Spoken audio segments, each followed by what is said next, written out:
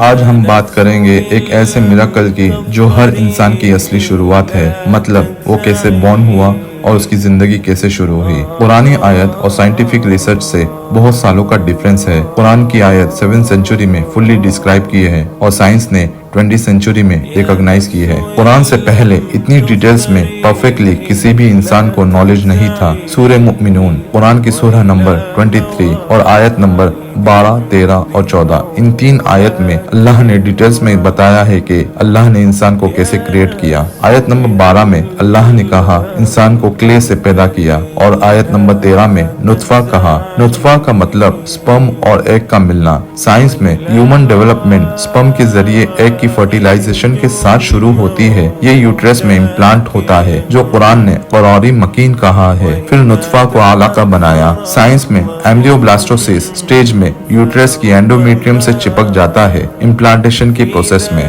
علاقہ کا لفظ عربک میں لیڈ جیسی چیز کے لیے بھی کہا جاتا ہے جو خون چوسنے والی ہوتی ہے۔ ایمبریو بھی اس دور میں ماں کے خون سے فوڈ لیتا ہے۔ یہ قرآنی بیان اور سائنٹیفک سے گریٹ ایکسپلینیشن میچ ہوتا ہے۔ پھر علاقہ کو مضغہ بنایا۔ مضغہ کا مطلب چبے ہوئے گوشت جیسی شکل۔ سائنس میں ایمبریو بھی 3 سے 4 ہفتوں کے بعد سومائٹ نام کے چھوٹے سیگمنٹس ڈیولپ کرتا ہے جو چبے ہوئے گوشت جیسی امیج دکھائی دیتی ہے۔ ماڈرن ایمبریولوجسٹ جیسے ڈاکٹر کیت مورر نے اس سٹیج کو پرفیکٹلی قرآنی ٹرم مضغہ کے اکارڈنگ ریکگنائز کیا ہے۔ پھر اس آیت میں مضغہ سے عظامہ اور عظامہ سے لحمہ، اس کا مطلب ہے چبے ہوئے گوشت سے ہڈیاں بنائی اور پھر ہڈیوں پر گوشت چڑھایا۔ سائنس میں کارٹیلیج اوسیفیکیشن مطلب ہڈی بن جاتا ہے اور 8 ویک کے بعد مسل ٹیشو فارمیشن ڈیولپ ہوتے ہیں۔ یہ پروگریشن قرآن کے ورڈ سے کمپلیٹلی اکارڈنس ہے۔ پھر اللہ کی سب سے گریٹ چیز اس آیت میں نیو کریشن، روح کا پھونک دیا جانا، ہیومن فارم، سول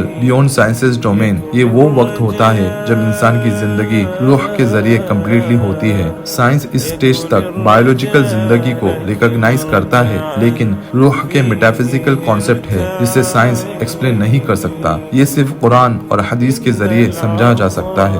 یہ سب سٹیجز قرآن نے 1400 سال پہلے مطلب 7 سینچری میں بیان کیا تھا، جب دنیا کو اس بارے میں کچھ بھی نالج نہیں تھا۔ سائنس اس کو 20 سینچری میں کمپلیٹلی ریکگنائز کی ہے۔ ماڈرن ایمبریولوجی کے اکارڈنگ یہ سٹیجز مائکروسکوپ کے بغیر دیکھنا پاسبل نہیں تھا۔ بنا مائکروسکوپ کے یہ دیکھ نہیں سکتے، لیکن قرآن میں یہ سب کلیئرلی اور صحیح سیٹنگ سے لکھا گیا ہے، تو اس کا مطلب ہے بنا مائکروسکوپ کے وہی بتا سکتا ہے جس نے انسان کو کریٹ کیا ہے۔ اللہ کے نالج کی سب سے بڑی نشانی ہے۔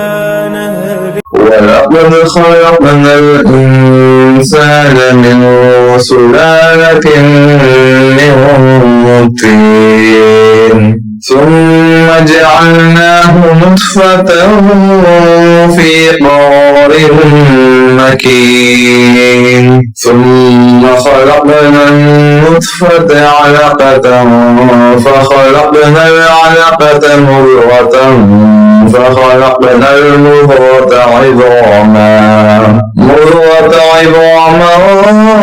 فَكَسَوْنَا الْعِظَامَ لَحْمًا ثُمَّ أَنشَأْنَاهُ خَلْقًا آخَرَ فَتَبَارَكَ اللَّهُ أَحْسَنُ الْخَالِقِينَ۔